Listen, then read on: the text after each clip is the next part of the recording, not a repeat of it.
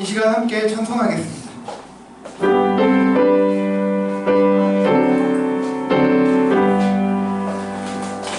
찬양 성부 성자 성령 성삼위일체계 영원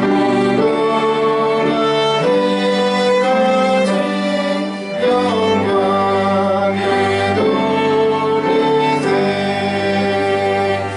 영광을 돌리세 아멘.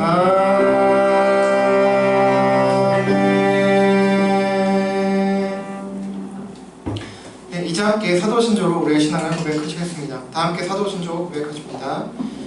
나는 전능하신 아버지 하나님 천지의 창조주를 믿습니다. 나는 그의 유일하신 아들 우리 주 예수 그리스도를 믿습니다.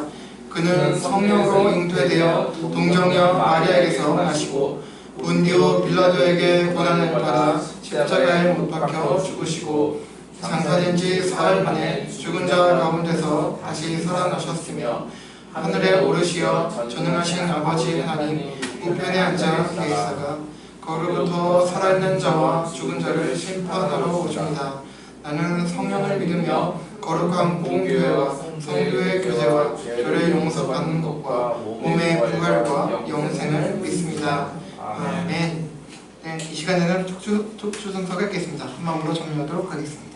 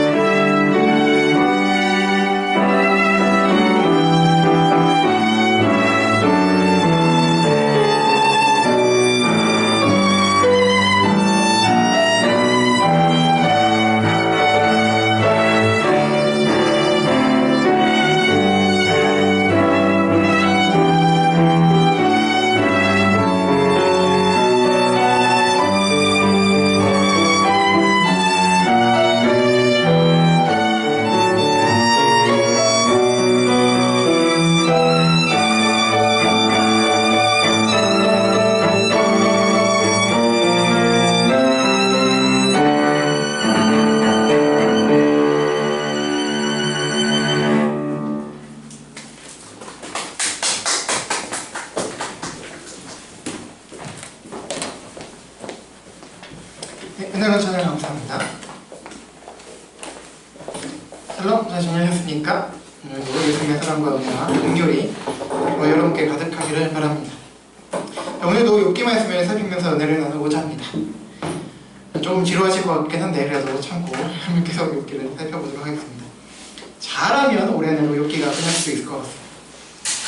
자, 오늘 본문을 통해 하나님께서 우리에게 이렇게 말씀하십니다. 우리 구약성경 욥기 34장입니다. 구약성경 욥기 34장 1절부터 20절까지입니다. 구약성경 794쪽, 795쪽에 있습니다. 욥기 34장 1절부터 20절입니다. 제가 한 절, 여러분 한 절 같이 교독하도록 하겠습니다. 제가 먼저 했습니다. 엘리후가 말하여 이르되 지혜 있는 자들아 내 말을 들으며 지식 있는 자들아 내게 귀를 기울이라. 입이 음식물의 맛을 분별함같이 귀가 말을 분별하나니 우리가 정의를 가려내고 무엇이 선한가 우리끼리 알아보자. 욥이 말하기를 내가 의로우나 하나님이 내 의를 부인하셨고 내가 정론하고 거짓말쟁이나 하였고 나는 허물이 없으나 살로 상처를 거라.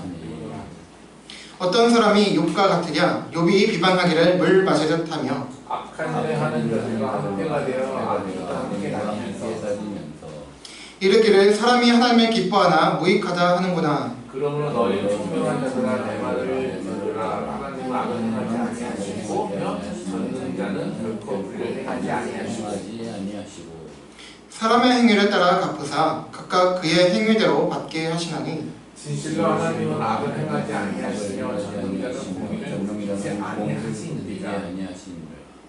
누가 땅을 그에게 맡겼느냐 누가 온 세상을 그에게 맡겼느냐. 그가 만일 뜻을 청하시고 그의 영광 목숨을 거두실 텐데 모든 육체가 다 함께 죽으며 사람은 흙으로 돌아가리라. 만일 내가 총명이 있고 이것을 들으며 내 발설에 귀를 기울이라. 정의를 미워하시는 이시라면 어찌 그들을 다스리겠느냐. 의롭고 전능하신 이를 그대가 정죄하겠느냐. 그는 왕의 괴라도 무용시라 하시며 지도자들에게라도 악하라 하시며 고관을 외모로 대하지 아니하시며 가난한 자들 앞에서 부조의 낯을 세워 주지 아니하시나니 이는 그들이 다 그의 손으로 지으신 바가 됨이라. 같이요. 그들은 한밤중에 순식간에 죽나니 백성은 떨며 사라지고 세력 있는 자도 사람의 손을 빌리지 않고 제거함을 당하느니라. 아멘. 여러분 혹시 미국 대학교 중에 유명한 대학이죠. 하버드 대학교 가보신 분 있으세요? 네, 어느 노 부부가 자신들이 평생 동안 모은 전 재산을 교육 사업에 헌납하기 위해서 미국의 명문 대학인 하버드 대학을 방문했다고 합니다. 그들은 많은 돈을 가지고 있었지만 옷차림은 좀 허술했던 것 같아요. 허술했다고 합니다. 이 노부부가 그 대학 정문 수의에게 총장님을 만나러 왔다라고 말하자 수의가 이렇게 얘기했다고 해요. 총장님은 지금 바쁘셔서 당신들 같은 사람들을 만날 시간이 없어 라고 그렇게 퉁명스럽게 대답했다고 합니다. 잠시 후 노부부가 다시 물었습니다. 저 이런 대학 하나 설립하는데 얼마나 듭니까? 이 질문의 수위는 들은 척도 하지 않고 멸시하는 태도로 그들을 쫓아냈다고 합니다. 그래서 마음의 상처를 받은 이 노부부는 집으로 돌아와서 자신들의 전 재산을 투자해서 자신의 성을 따서 지어진 대학교이죠.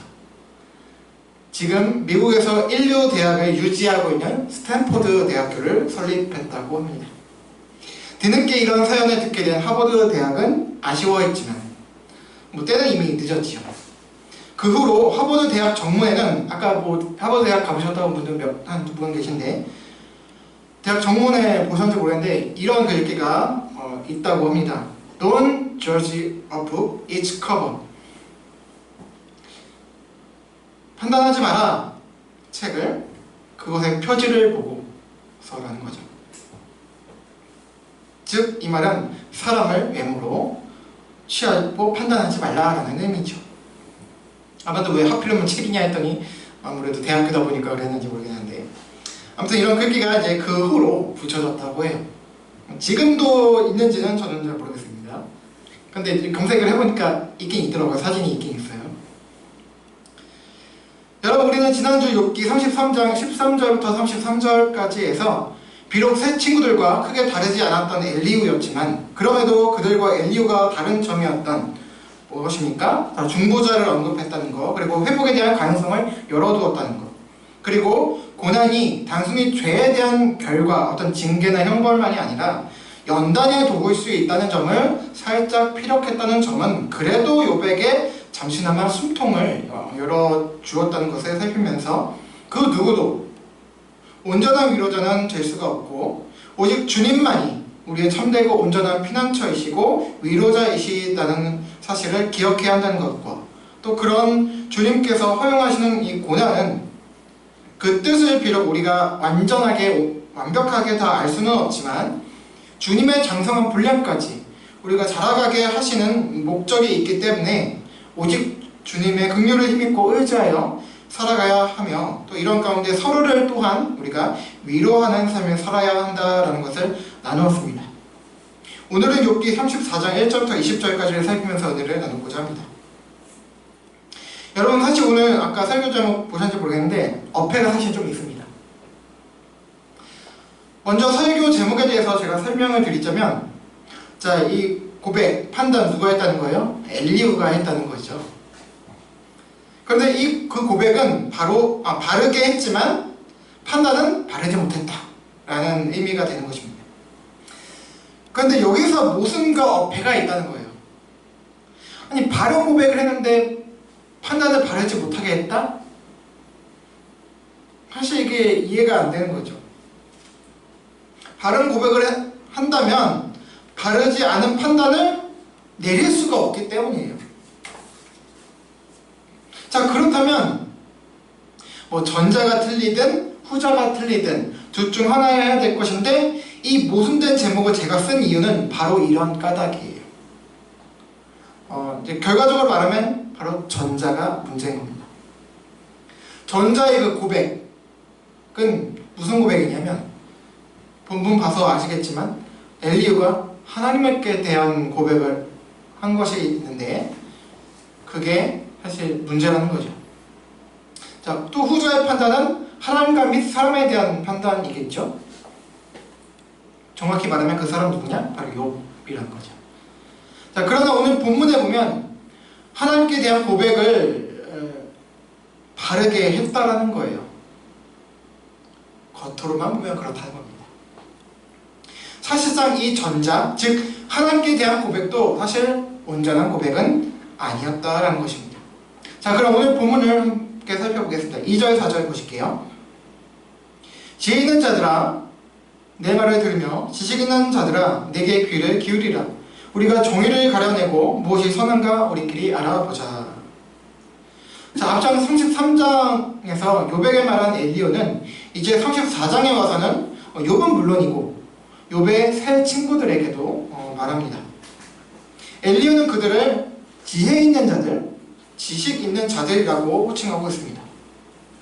엘리후가 구체적으로 친구들을 지칭해서 부른 것이 아니기 때문에 뭐 엘리바스야, 뭐 빌다시야, 뭐 수발이야, 뭐 욥이요 이렇게 구체적으로 지칭해서 부른 것이 아니기 때문에 이들이 정확히 누구를 말하는지는 세 가지 의견이, 학자들 간에 세 가지 의견이 있어요. 첫 번째는 일반적인 세상의 지혜자들을 말한다라고 보는 견해입니다. 그리고 두 번째는 지금 자신들이 있는 장소에 이미 와 있거나 또는 차츰 추가적으로 몰려들게 될 많은 청중들을 가리킨다라는 의견이 있습니다. 그리고 세 번째는 바로 욥의 세 친구들 엘리바스, 빌닷, 소바를 말한다라는 의견이 있습니다. 자, 첫 번째는 너무 포괄적이라서 좀 받아들이기 어려운 점이 있고요. 그래서 문맥적으로 봐도 가능성은 적어 보입니다. 그리고 두 번째, 지층에서 이제 모여 있는 그 자신, 엘리후 자신, 그리고 욥의 세 친구들, 그리고 욥을 제외하고 또 모여 있을 수 있는, 성경에는 기록이 되어 있지 않지만 모여들어 있을 수 있는 그런 사람들, 또는 차츰 몰려들 사람들을 가리킨다는 의견, 두 번째죠. 이것도 가능성은 있습니다. 왜냐하면 바로 엘리후가 대표적이죠. 32장에 뜬금없이 딱 나타나가지고 얘기를 하잖아요. 그래서 제가 32장에 설명드리면서 엘리후가 갑자기 32장 그때 딱 와가지고 말을 하는 게 아니라 사실 그 전부터 있어 왔다. 그러나 성경이 그것에 대한 구체적 기록을 하지 않았을 뿐이다 라고 설명을 드렸었습니다. 그럼 엘리후처럼 자신처럼 그렇게 다른 사람들이 있을 수 있다는 거예요. 그래서 그런 의견이 있고요. 또 이제 세 번째, 다름 아니라 욥의 세 친구들을 말하는 거다 라고 하는 의견이 있는데, 이게 가장 합당한 추론으로 보입니다. 왜냐하면 문맥으로 보니까 32장에도 보니까 이제 엘리후가 세 친구들한테 막 따지잖아요. 화를 내면서 욥에게 제대로 대답을 못하면서 또 정죄하고 있는 친구들한테 화내고, 또 그러면서 이제 쭉 32장에 보니까 아니, 당신들이 말은 얘기하는데 욥을 꺾지 못하네 라고 하면서 막 책망하잖아요. 그런 것을 볼 때에 아무래도 새 친구들을 지칭하는 용어일 것이다 라고 보는 게 가장 문맥상으로도 그렇고 원어상으로도 그렇고 가장 가까워 보입니다.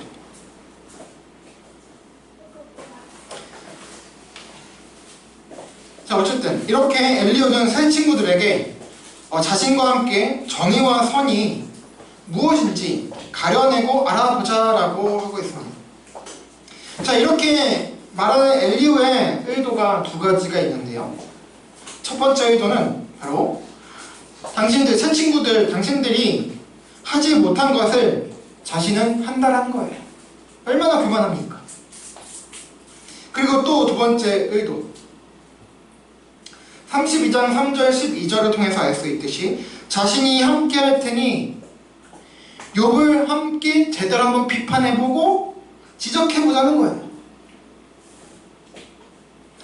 엘리후는 교만한 마음도 있었지만 사실상 새 친구들처럼 이미 욥을 악인이라고, 죄인이라고 판단하고 있었다는 거죠.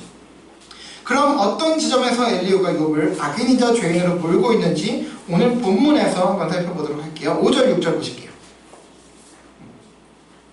욥이 말하기를 내가 의로우나 하나님이 내 의를 부인하셨고 내가 정당함에도 거짓말쟁이라 하였고 나는 허물이 없으나 화살로 상처를 입었노라 하니. 엘리후가 말해요. 욥이 자신이 의롭지만 하나님께서 자신의 의로움을 부인하셨다. 나는 의로운데도 불구하고 하나님께서 나에게 이런 고난을 주셨다 라고 했다는 거죠. 이 5절 6절은 욥이 했던 말, 6장 4절, 13장 18절, 그리고 27장 2절 말씀을, 그 외에도 여러 본문이 있지만 이 말씀들을 인용하는 거예요. 그리고 6절은 다소 좀 번역상 오류가 있는데요. 내가 정당함에도 거짓말쟁이라 하였다라고 번역을 해놓았는데, 자, 이렇게 보면 욥을 거짓말쟁이라고 한 그 주체가 누구냐? 하나님이신지 욥 자신인지 분명히 알기가 어렵습니다. 만약 그 주체가 하나님이시라면 하셨고라고 한글에 번역을 해야 옳습니다. 그런데 이어지는 문맥상으로 보면 그 주체가 하나님이신 것처럼 보여져요. 물론 하나님께서 욥을 거짓말쟁이라고 하셨다는 말이 아니죠. 이거는 엘리후의 말인 거예요. 그리고 원문을 보면 또 그렇지도 않습니다.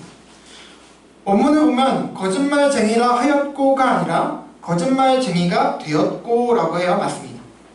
즉 하나님께서 욥에게 거짓말쟁이, 너는 거짓말쟁이야, 위선적인 사람이야 라고 하신 적이 없었고요. 마치 욥 자신이 그렇게 된 것처럼 느꼈다라는 거예요.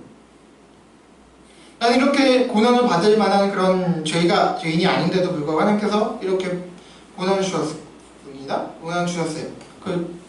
토로했어요. 근데 하나님께서 침묵하고 계시죠. 그리고 욥의 친구들, 또 지금 엘리후까지 자신은 죄인으로 몰고 있잖아요. 그러니까 마치 자신이 거짓말쟁이가 된 것처럼, 위선자인 것처럼 그렇게 되었다는 거죠.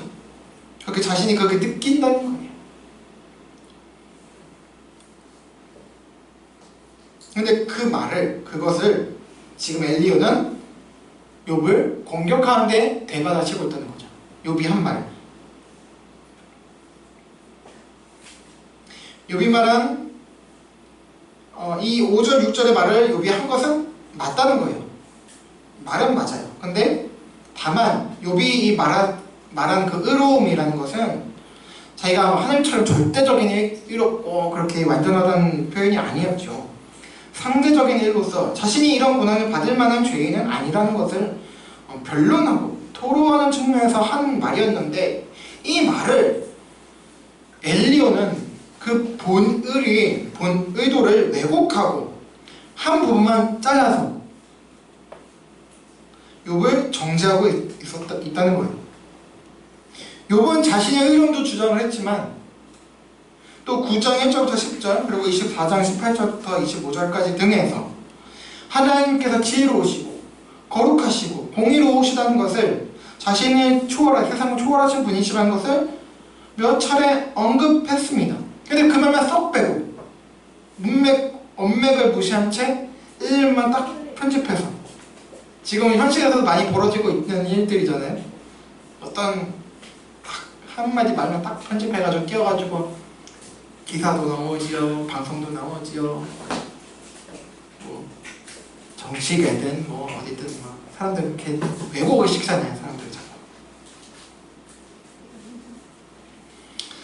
그 편집해서 죄인으로 몰고 있다는 측면에서 볼 때 새 친구들과 마찬가지로 처음부터 욥을 죄인으로 몰아가려는 의도를 가지고 있었다는 거예요. 자, 다음 9절 보실게요.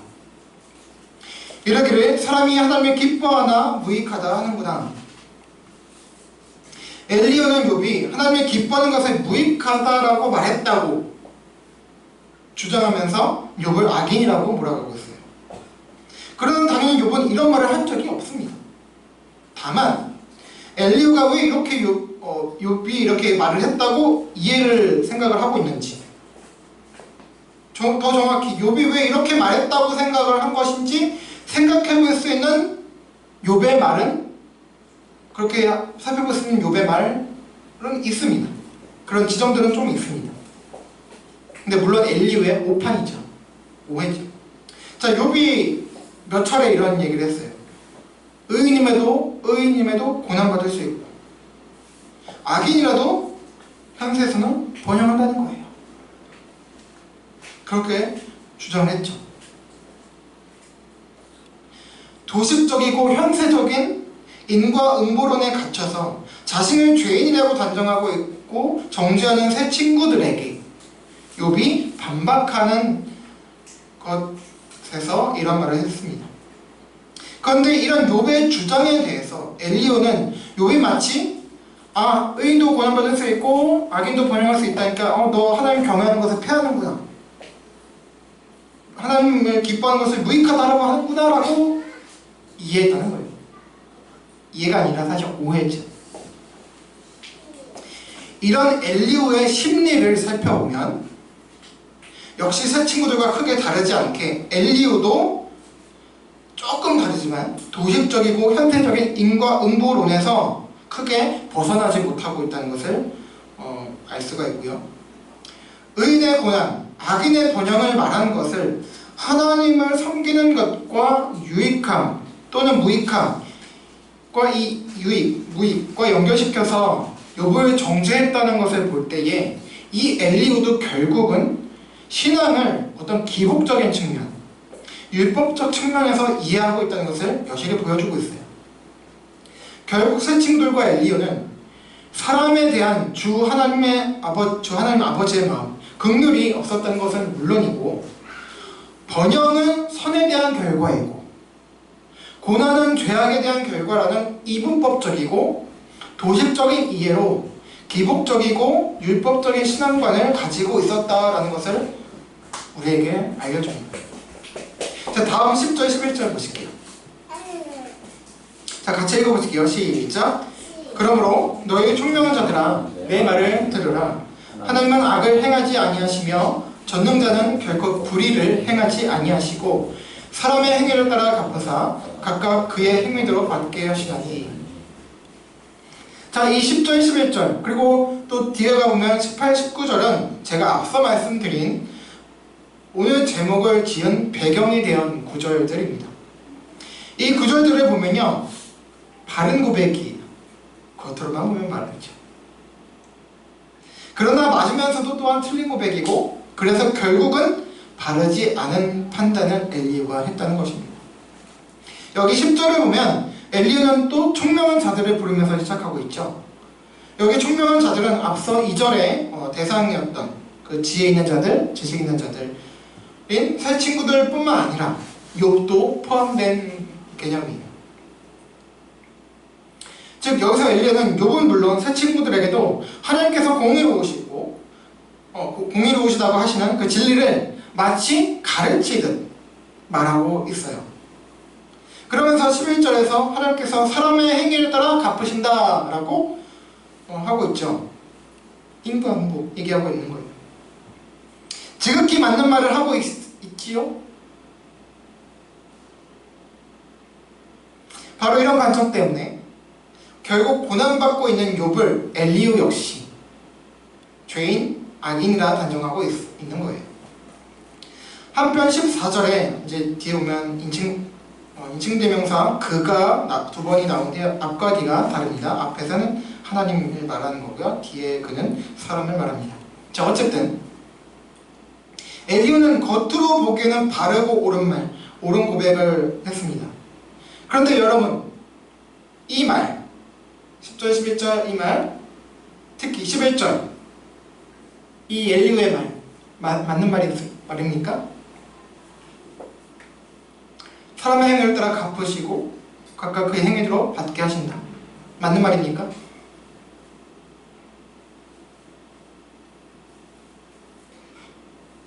모르겠어요? 맞는 말일까요? 틀린 말일까요? 네, 하나님께서는 악을 행하지 않고 불의를 행하지 않으십니다. 이것은 반박할 수 없는 진리예요. 11조도 그에 따라 보면 맞아요. 인과응보.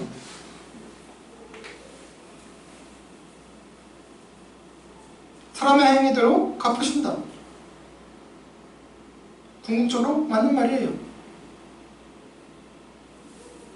그런데 궁극적인 관점, 최후의 관점에서야 맞습니다. 근데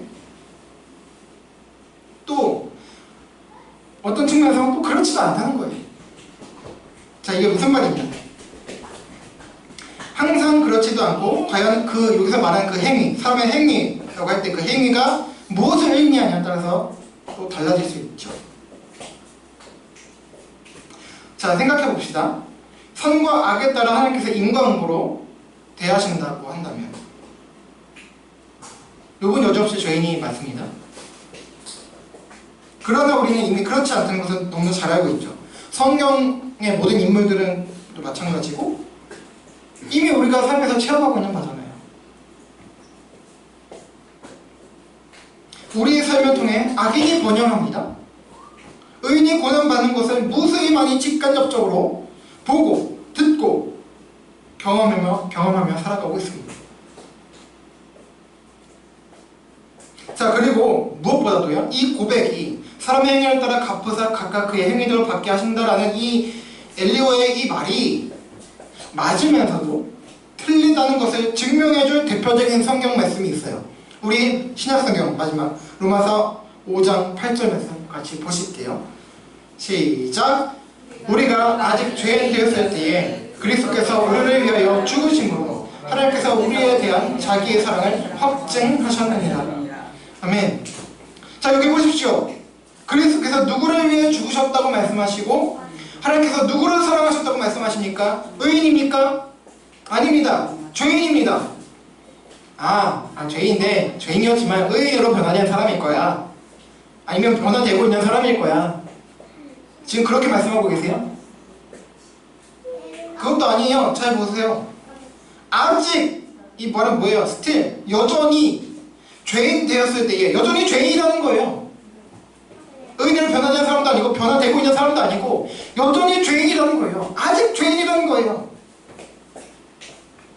그런 우리를 사랑하시고 그런 우리를 위해 죽으셨다고 말씀하세요. 이 구절의 구체적 증인들 바로 누굽니까? 저와 여러분 아닙니까? 우리들 아니에요. 죄와 허물로 죽었던 에베소서 2장 말씀처럼 죄와 허물로 죽을 뻔한이 아니라 이미 죽었던 하나님의 진노의 대상이었던 본질상 진노의 자녀라고 말씀하고 있는데 다른 사람들이 아니고 지금 뭐 예수님 안 믿고 그런 사람들 뿐만 아니라 저와 여러분도 마찬가지예요. 진노의 대상. 저와 여러분이 오직 은혜와 긍휼을 힘입어 주님의 공로로 인해 우리의 값 없이, 공로 없이, 자격 없이 하나님의 자녀들이 되어 구원을 받아 영생을 누리게 되었다는 거예요. 자, 그럼 다시 한번 질문해 드릴게요. 인과응보 맞습니까? 맞아요? 인과응보대로라면 우리는 여지없이 한 사람도 빼놓지 않고 영원한 지옥행입니다. 예가 없어요. 그런데 우리가 아직 여전히 죄인의 상태에 있는 저희들이 하나님의 은혜로 의롭다 칭해졌고 구원받았다는 거예요. 하나님의 자녀들이, 아들, 딸들이 되었다는 겁니다. 이 구원 취소하지 않으신다는 거예요. 하나님의 아들을 죽이시면서까지 저 여러분을 그렇게 사랑하셨다는 겁니다. 자격이 있어서가 아니라 여전히 아직 죄인 되었을 때에 인과응보 아니지요? 그런데 새 친구들은 물론이고 엘리후 역시 이런 오류를 범하고 있었다는 거예요. 18절 19절도 보면 하나님께서 외모를 판단하지 않는다고 그렇게 엘리후는 겉으로는 말하고 있지만 엘리후는 자신의 그 말을 스스로 부정하는 행위를 부인하는 말과 행동을 하고 있다는 거예요. 왜요? 욥을 지금 외모로 판단하고 있거든요. 여기서 외모라 다시 16, 17절 한번 읽어보시게요. 제가 좀 더 설명드리고 16, 17절 만일 내가 총명이 있거든 이것을 들으며 내 말소리에 귀를 기울이라. 정의를 미워하시는 이시라면 어찌 그들을 다스리겠느냐. 의롭고 전능하신 이를 그대가 정죄하겠느냐. 여기에서도 엘리야는 욥에게 말합니다. 너에게 총명이 있거든 자신의 가르침을 들으라는 거예요. 여기서 엘리야는 가정법, if 만일 뭐뭐 하다면, 뭐뭐 하면, 이라면 가정법, if를 사용해서 너에게 총명이 있다면 자신의 말을 들어야 한다며 욥을 조롱하고 무시한 태도를 보이고 교만함을 내비치고 있어요. if, 가정법은 뭐예요? 지금 현실일 수도 있지만 아닐 수도 있다는 거죠. 그러니까 너에게 총명이 있다면 뭐예요? 너에게 총명이 있다는 거예요? 없다는 거예요? 없다는 거죠. 네가 지혜도 없고 총명도 없고 분별력도 없으니까 네가 스스로 어렵다고 생각하는 거지. 그런 말이거든요. 사실 지금 조롱하는 말이에요.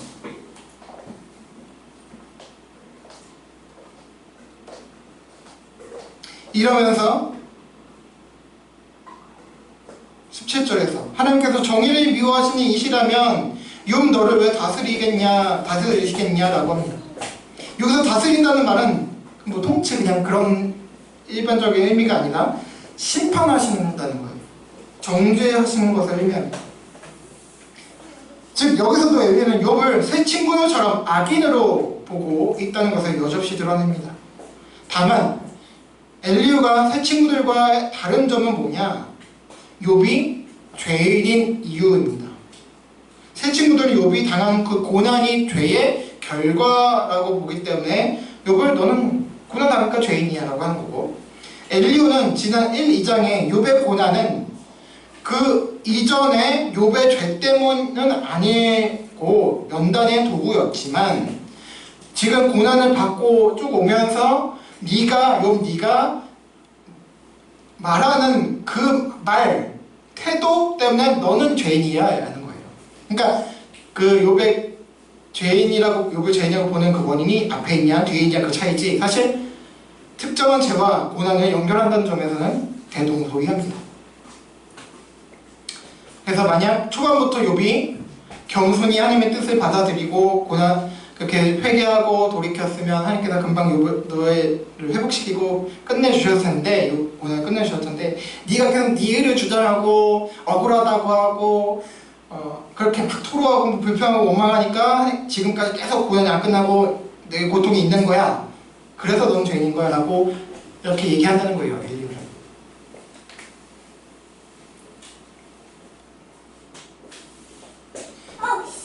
그래서 욥이 죄인이고 악인이라는 겁니다. 관점의 기준이 다르지만 결국 욥의 고난은 어떤 특정한 죄와 연결시키고 보았다는 지점에서 공통적이고 서로 대동소이합니다. 여러분 앞으로 또 계속 이제 쭉 또 살펴보면서 살펴보면 엘리후 역시 욥을 외모로 판단하고 있다는 것을 이제 또 쭉 보게 될 텐데요. 자, 여기서 아까 말씀드렸듯이 말하는 이 외모란 것은 단순히 얼굴 뭐 생김새, 몸매, 뭐 차림새 뭐 그런 것만을 의미하지 않습니다. 겉으로 보이는 모든 것을 의미합니다. 어떤 사람의 표현이나 말, 그리고 특별히 그 사람이 처한 상황도 눈으로 볼 수 있는 거잖아요. 이런 것들도 포함하는 의미에서의 외모라는 거예요.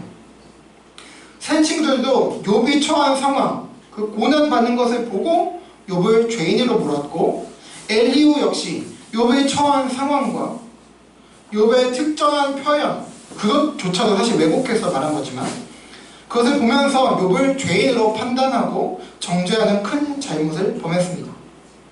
이는 욥에게 뿐만이 아니라 정작 자신이 옹호하고자 했던 하나님의 섭리를, 그분을 오해하고 오판하는 데까지 이르게 된 것입니다.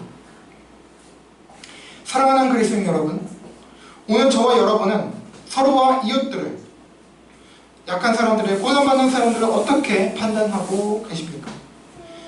겉으로 보이는 어떤 외모로, 또한 표현으로, 처한 상황으로, 율법으로 판단하고 있지 않습니까? 아니면 사랑과 긍휼의 눈으로, 복음의 시선으로 대하고 있습니까? 저와 여러분 모두 후자였으면 좋겠습니다. 그리고 후자로 나아가게 되기를 바랍니다. 물론 우리들에겐 이신칭의 의롭다 칭함을 받았지만, 그러나 사실 아직 죄성이 우리에게 남아있습니다. 그렇기 때문에 우리의 힘으로는 안 됩니다. 구원받은 우리 안에 내주해 계신 성령님의 역사와 은혜가 없이는 안 된다는 거예요. 이 시간 이후 성령님께서 우리 안에 복음의 능력으로 가득 채워주시길 함께 기도하며 나아갑시다. 여전히 아직 죄인된 우리들을 얼마나 사랑과 긍휼로 대하셨고 또 지금도 그렇게 대해 주시는지 처절하게 느끼는 가운데 우리 서로와 이웃들을, 약자들을 사랑과 긍휼, 복음으로 대하는 저와 여러분 모두가 되어가길 소망합니다. 그 또 한편 저와 여러분을 이 새 친구들과 엘리엇처럼 그렇게 우리들을 억울하게 그렇게 공격을 하고 있는 사람들이 있다면 또 숙제지요. 우리가 그들을 어떻게 대우하고 대할 것인가. 따질 수 있는 건 또 따진 것도 필요하겠죠. 그러나 분명한 것은 결국은 답은 하나님 의지하는 방법밖에 없다는 거예요. 주님만을 의지하는 것밖에. 우리의 참된 위로자는 이제 주님뿐이시기 때문에. 비록 우리가 기도할 때마다 하나님께서 누구누구야 음성을 들려주시는 않지만 성경을 통해서, 기도하는 가운데 찬양을 통해서 분명히 위로의 음성을 들려주시고, 내가 너를 사랑한다. 너의 그 고난은 너에 대한 내 평가나 판단과 저주, 심판이 아니다. 힘들지, 힘내 라고 하시는 그 위로의 말씀, 저 여러분의 가슴속에 주실 거예요. 그렇다고 우리가 무슨 죄가 없다는 건 아니잖아요. 다 죄인인 걸 알고 있잖아요. 그럼에도 우리가 아직 죄인 되었을 때에 우리를 위해 십자가 지신 그 하나님의 사랑에 따라서, 그리스도의 사랑에 따라서 우리를 위로해 주실 것입니다. 그런 가운데 힘을 얻어 오늘도, 내일도, 앞으로도 우리 서로와 이웃들을, 약자들을 사랑과 긍휼, 복음으로 대하는 저와 여러분 모두가 되어가기를 우리를 불쌍히 여기시는 우리 주 예수 그리스도의 이름으로 간절히 소망하고 축원합니다. 아멘. 함께 찬양하고 기도하시겠습니다. 찬송가 395장입니다.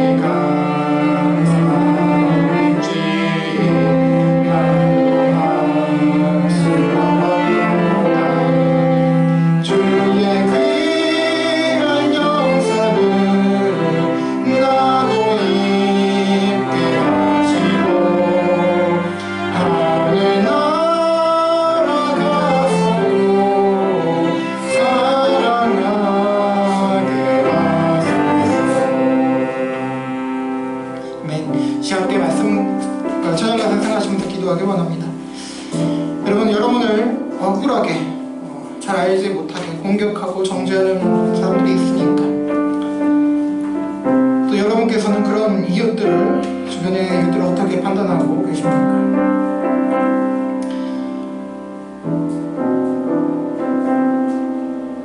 먼저 저희들에게, 저와 여러분에게, 우리가 아직 죄인 되었을 때에 우리를 위해서 십자가 지신 그 그리스도의 사랑과 하나님의 은혜가 가장 깊이 고백되어지기 원하고, 체험되어지기 원하고, 느껴지기를 원하고, 그런 가운데에 주변의 사람들을 우리가 볼 때 저 사람은 좀 죄인 같아, 저 사람은 악인 같아, 뭔가 부족한 사람 같아 라고 하는 그 사람들을 품을 수 있는 마음을 주님 허락해달라고, 나를 사랑해 줬듯이 나도 그들을 사랑할 수 있는 입과 눈이 있게 해달라고 그렇게 기도했으면 좋겠고요. 혹시 여러분이 억울한 일을 당하고 있다면, 나는 그런 사람이 아닌데도 불구하고, 나는 그렇게 살아오지 않았음에도 불구하고, 내 지금 처한 상황과 내 지금 여건만을 보고서 나를 하향 평가하고 잘못된 사람이라고 얘기하는 그 사람들을 향해서 반박하려고 반박해야겠지만, 그러나 그들조차도 위해서 용서하고 구하고 기도할 수 있는 높은 자존감을 가지고, 왜요? 나를 사랑하신 주님께서 계시기 때문에 그분의 능력을 힘입어서 이렇게 사랑할 수 있는 저희들 되게 해달라고, 또 참고 인내함으로 믿음으로 승리할 수 있게 해달라고 그렇게 기도하며 나가는 저와 여러분 됐으면 좋겠습니다. 함께 기도하며 나가겠습니다. 하나님 아버지 감사합니다. 하나님, 살다 보면 억울한 일도 많이 당합니다. 때로는 심지어 눈명을 당하는 경우도 있고, 하나님 잘못된 판단을 받을 때도 있습니다. 하나님, 그리고 또한 저희들도 하나님 다른 사람들을 함부로 신중하지 못하게 판단하고 그렇게 평가할 때도 많이 있습니다. 하나님, 그렇게 우리는 서로를 정정을 미워하면서 판단하면서 살아가고 있고 또 살아왔음을 고백합니다. 주님, 불쌍히 여겨주셔서 하나님, 우리의 가슴에, 우리의 눈에, 우리의 입에 주님 사랑 공급하여 주셔서 가득하게 하여 주셔서 하나님, 우리가 다른 이들을 함부로 판단하지 않게 하시고 정죄하지 않게 하시고, 우리가 불쌍히 여기는 마음 가지게 하시고, 또 우리가 힘들고 고난을 받을 때에도, 억울한 일을 당할 때에도 하나님 반박하고 반박하되, 하나님 그러나 무엇보다 나를 사랑하시고 나를 위해 십자가 지신 나의 마음을 이해하고 계신, 공동하고 계신, 체험하고 계신, 긍휼히 여기고 계신 주님을 먼저 보게 하여 주시옵소서. 십자가를 묵상할 때마다 지쳐 떨어지고 낙심되고 절망에 빠진 것 같은 순간에도 다시 일어서고 다시 힘을 얻어 이웃을 사랑하고 형제자매를 사랑할 수 있는 용기와 힘을 얻을 수 있도록 아버지 도와주시고, 아버지 복음만이 답이라는 것을 다시 한번 깨닫고 사랑과 긍휼, 복음을 한 손에 들고 사랑을 손에 들고 나아갈 수 있는 아버지 저희 모두가 될 수 있도록 아버지 도와주시옵소서. 제가 되게 하여 주시옵소서. 아직 연약함도 부족합니다. 넘어집니다. 하나님 주여, 오늘 이 시간 이후 또 앞으로 영원토록 이 십자가 사랑 살롱 속 우리가 실수하고 넘어진다 할지라도, 그때 다시금 내가 아직 죄인 되었을 때에 나를 사랑하신 그 십자가 사랑 생각하며 일어날 수 있도록, 힘을 얻을 수 있도록, 용기에 살아갈 수 있도록 아버지 도와주시옵소서. 나 같은 죄인 위해서 살리신 그 은혜 생각함으로 하나님, 더딜지라도 앞으로 전진해 나아가는 저와 도리사 평교의 공동체 한 분 한 분 될 수 있도록 아버지 인도하여 주시고, 한국의 모든 성도들 되게 하여 주시옵소서. 감사합니다.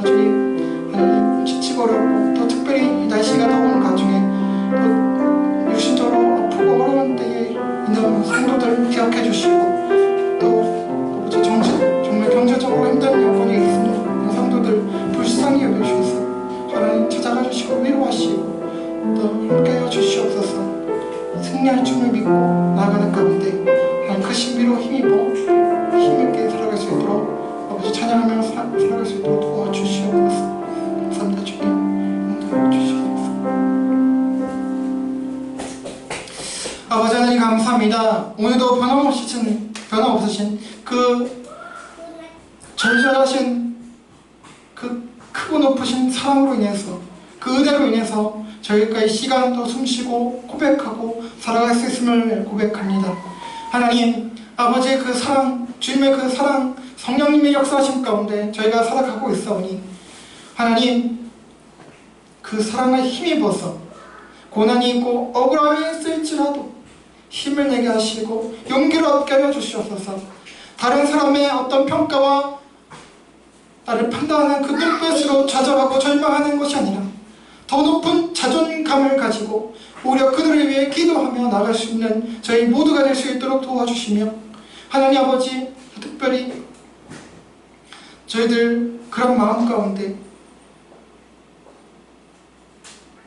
다른 사람들을 형제 자매와 이웃들을 특별히 고난받는 약자들을 아버지의 마음을 가지고 긍휼을 가지고 복음의 능력을 가지고 시선을 가지고 대하며 그들에게 나아갈 수 있는 담대함과 용기와 그런 마음을 허락해 주시옵소서.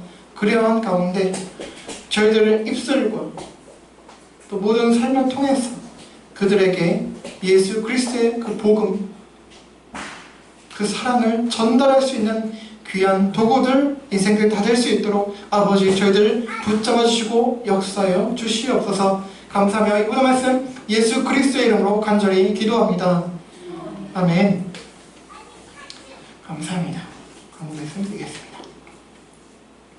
네, 세 번째 자매님 감사 말씀 드립니다. PPT 봉사 시작하고 감사합니다. 네, 오늘 식사는 우리 주연주 성도님 김영희 집사님께서 함께 제공해 주셨습니다. 감사합니다. 네, 그리고 제가 지난주 광고를 빠뜨렸는데 우리 지난주 우리 받으신 분들 다 드셨죠? 요거트 우리 설아미 자매님께서 제공해 주셨습니다. 감사합니다. 네, 예배 함께 해주시고 예배를 위해서 섬겨주신 분들께 감사를 드리고요. 예배 후 식사가 준비되어 있으니 교제 시간 가져주시길 바랍니다. 계속해서 서로와 이웃을 위해서 함께 기도해 주시길 바랍니다. 그럼 다른 광고는 주보를 참조해 주시길 바라고요. 다 함께 자리에서 일어나시겠습니다. 우리 주님께서 가르쳐주신 주기도문하고 찬송하고 축도로 예배를 마치겠습니다. 함께 주기도문 하시겠습니다. 시작! 하늘에 계신 우리 아버지, 아버지의 이름을 거룩하게 하시며 아버지의 나라가 오게 하시며 아버지의 뜻이 하늘에서와 같이 땅에서도 이루어지게 하소서. 오늘 우리에게 일용할 양식을 주시고 우리가 우리에게 잘못한 사람을 용서할 것 같이 우리의 죄를 용서해 주시고 우리를 시험에 빠지지 않게 하시고 악에서 구하사 나라와 권능과 영광은 영원히 아버지의 것입니다. 아멘. 찬송하겠습니다.